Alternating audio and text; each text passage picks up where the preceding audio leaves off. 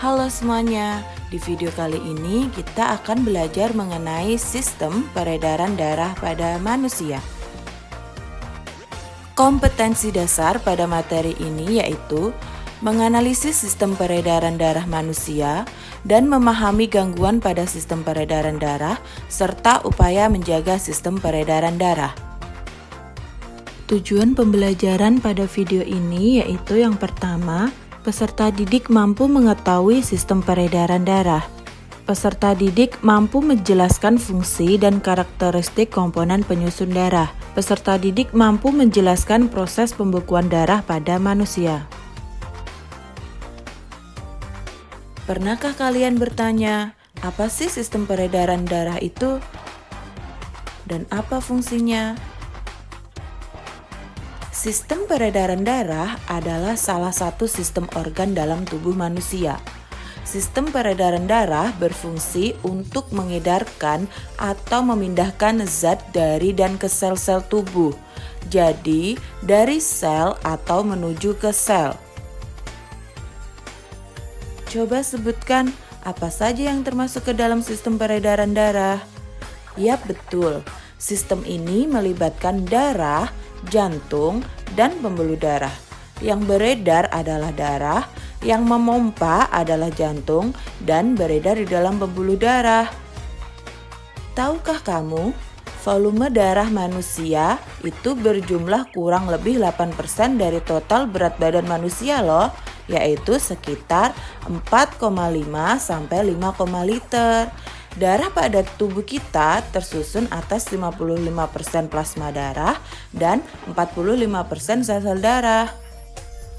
Kalau kita lihat, darah berwarna merah, tetapi ternyata di dalam komponen darah tidak hanya ada cairan berwarna merah loh. Apa aja sih komponen darah? Darah ada di dalam pembuluh darah. Komponen darah terdiri dari plasma darah dan sel-sel darah. Yuk kita bahas satu persatu komponen penyusun darah manusia. Yang pertama, plasma darah. Plasma darah adalah cairan berwarna kuning yang berfungsi untuk mengangkut nutrisi untuk tubuh. Plasma darah tersusun atas 90% air dan sisa 10% tersusun atas zat-zat terlarut di dalamnya, seperti protein, garam-garam atau ion, nutrisi, hormon, karbon dioksida, dan sampah nitrogen. Air. Air pada plasma darah digunakan untuk melarutkan zat-zat lain. Selanjutnya ada nutrisi. Nutrisi seperti glukosa, asam amino, asam lemak berguna sebagai cadangan makanan di dalam sel dan molekulnya dapat diuraikan lagi.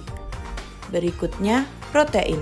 Ada beberapa jenis protein yang ada di dalam plasma darah dengan fungsi yang beragam. Yang pertama ada albumin, mampu mempertahankan keseimbangan air dan mengatur volume darah. Globulin mampu membentuk antibodi. Fibrinogen mampu menggumpalkan darah.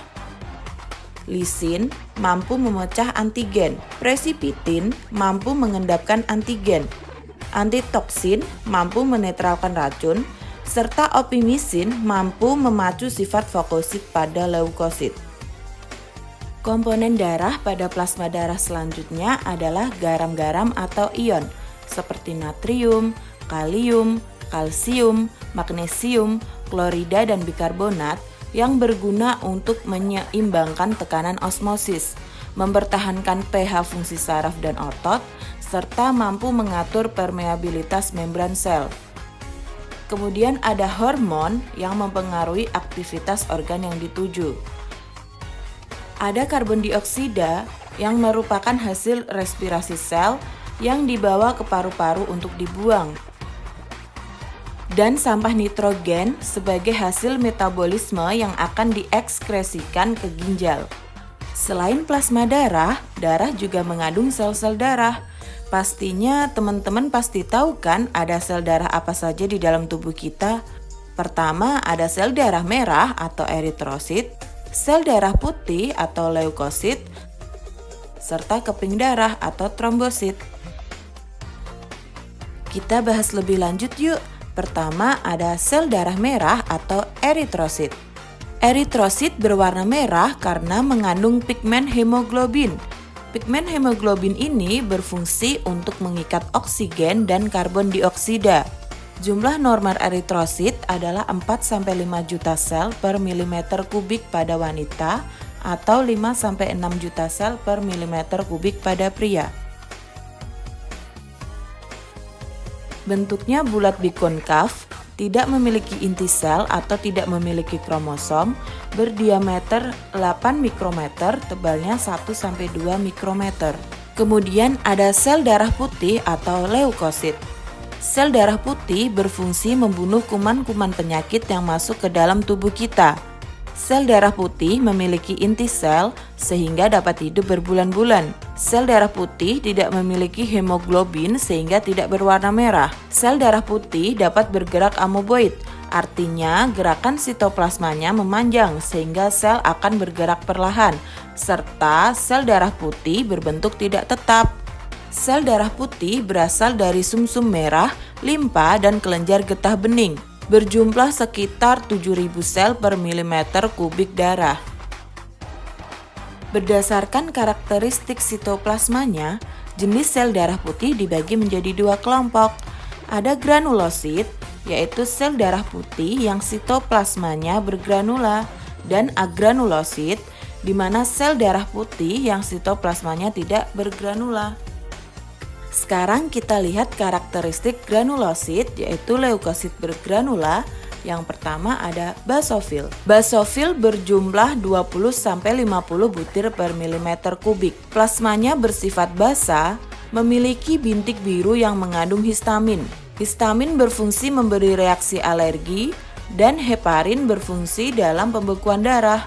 Basofil bersifat fagosit, artinya selnya dapat menelan material padat di dalam tubuh. Yang kedua ada eosinofil. Eosinofil berjumlah 100-400 butir per milimeter kubik darah. Plasmanya bersifat asam, terdapat bintik merah, serta berperan dalam pertahanan terhadap parasit. Eosinofil juga bersifat fagosit. Yang ketiga ada neutrofil. Neutrofil berjumlah 3.000-7.000 butir per milimeter kubik darah. Plasmanya bersifat netral, terdapat bintik merah kebiruan. Neutrofil berperan dalam memusnahkan bakteri dan zat-zat asing yang masuk ke dalam tubuh. Dan karakteristik agranulosit, yaitu leukosit tidak bergranula. Yang pertama ada limfosit. Limfosit berjumlah 1.500-3.000 butir per milimeter kubik darah. Tidak dapat bergerak bebas, dapat membentuk zat antibodi, berperan dalam pertahanan terhadap serangan mikroorganisme, makromolekul asing, dan sel-sel kanker. Kemudian ada monosit. Monosit berjumlah 100-700 butir per milimeter kubik. Dapat bergerak bebas, berbentuk fagosit, dapat bergerak bebas dan membesar menjadi makrofag. Berperan dalam menjaga kekebalan tubuh dan infeksi. Nah, leukosit memiliki fungsi yang sangat penting bagi tubuh kita. Yang pertama, mampu menghancurkan kuman penyakit dan zat-zat asing. Yang kedua, mampu mengangkut lemak dan menghasilkan histamin. Yang terakhir, mampu melumpuhkan kuman penyakit di luar darah. Keren banget ya teman-teman. Leukosit dapat membantu kamu agar tidak mudah sakit. Selanjutnya ada keping darah atau trombosit.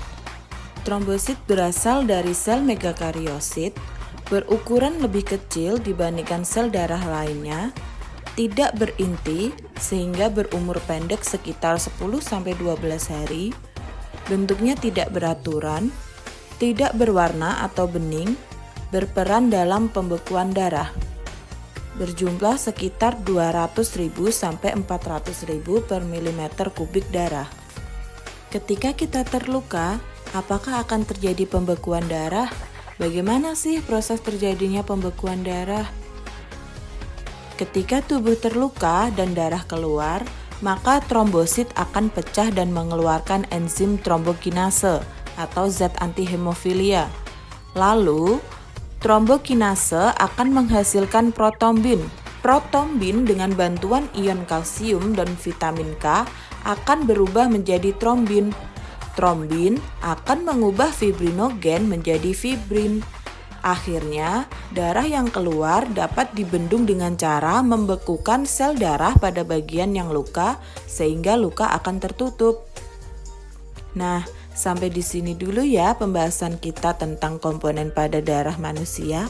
Sampai jumpa di video berikutnya. Bye.